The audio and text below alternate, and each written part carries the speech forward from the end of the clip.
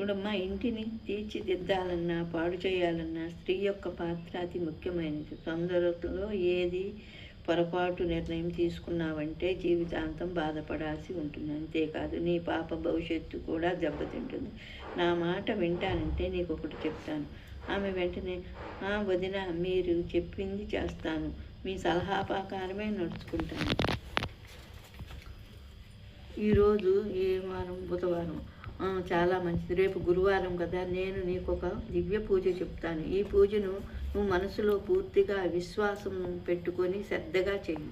బాబా గారి దయ వల్ల నీ కష్టాలన్నీ దూరం అవుతాయి. గురువారం నాడు స్వచ్ఛమైన బట్టలు కట్టుకొని ఒక చిన్న తెల్లని అరిచేతి అంత రుమాలు పసుపు నీళ్ళలో ముంచి ఆరబెట్టుకొని మీ ఇంట్లోని పూజా స్థలంలో సాయిబాబా గారి ధ్యానము చేస్తూ మనసులో కోరిక చెప్తూ ₹1 కానీ ₹2 బిళ్ళ కానీ పసుపు బట్టలో కట్టి ముడుపు కట్టి పిదప ముడుపుని బాబా పాదాల దగ్గర ఉంచి నీ మనసులో కోరిక తప్పకుండా నెరవేరాలని కోరుకొని నెరవేరిన పిదప ఆ ముడిని తీసుకుని షిరిడి సాయి దర్శనార్థం వెళ్ళగలరు. బాబా గారి దర్శనం చేసుకున్న పిదప ఆ ముడుపు దానం పెట్టెలో వేసి ఆమె ఈ పూజా విధానం తెలుసుకొని అత్యంత మనోబలంతో సంతోషముగా నివాసానికి వెళ్ళే ముందు మనసులోనే సంకల్పించుకొని నా కోరిక తీర్చే కల్పతరువు శ్రీ సాయినాథ్ మహారాజు దర్శనార్థం కొరకు షిరిడి తప్పక వెళతాను అని సమాధానం ఇచ్చి వెళ్ళిపోయింది. రెండో రోజు గురువారం సాయంత్రం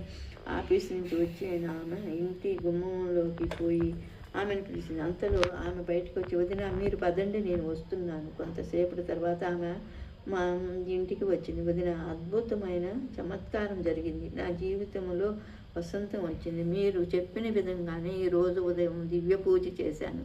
తదనంతరం నా సంసారంలో మార్పు రావటం మొదలైంది. నా అత్తగారు ఈరోజు డాక్టర్ దగ్గరికి తీసుకెళ్లారు.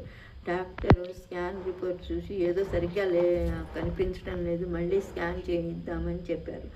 రెండోసారి స్కాన్ తీసి రిపోర్టు ప్రయత్నిస్తే అక్కడ ఎలక్ట్రిసిటీ సరిగ్గా లేనందువల్ల కనిపించడం లేదు. నన్ను అత్తగారిని స్వయంగా డాక్టర్ తన కారులో కూర్చోబెట్టుకుని తమ ఇంటికి తీసుకుని వెళ్ళి స్కాన్ రిపోర్ట్ అక్కడ మరి ఒకసారి చూడటానికి ప్రయత్నించారు. రిపోర్ట్లో క్లియర్గా మగపిల్లవాడని తెలిసింది. నా ఆనందానికి అంతులేదు. నిన్న స్కాన్ రిపోర్ట్ తప్పని నిరూపించి బాబాగారు నా కోరికను స్వీకరించి మాట స్పష్టం చేశారు. కొద్ది నెలల తరువాత ఒక మగపిల్లవాడు ప్రసవించింది. పిదప ఆమె ద్వారా తన భర్త యొక్క వ్యాపారం మంచిగా నడుస్తుంది తెలిసి చాలా సంతోషం కలిగింది. అంతేకాకుండా శీఘ్రకాలంలో ఒక కారు కొనుక్కున్నారు. ప్రస్తుతం